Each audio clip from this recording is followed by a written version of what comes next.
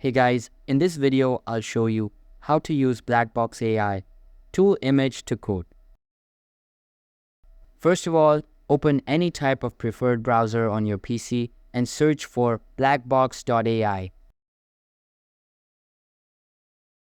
After that, sign into your account and you will be sent to the home page. Here, a prompt bar will be present at the bottom of the screen. So navigate to the clip icon at the left side of it and then click on it. Once you do that, a new pop-up will appear. Simply navigate to the target image and open it up.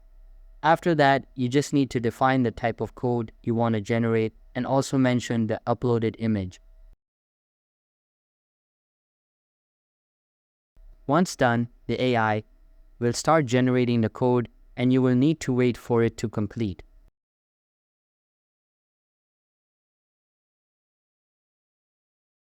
After it is done, you can just copy the code and use it wherever you like. So that's all for this video.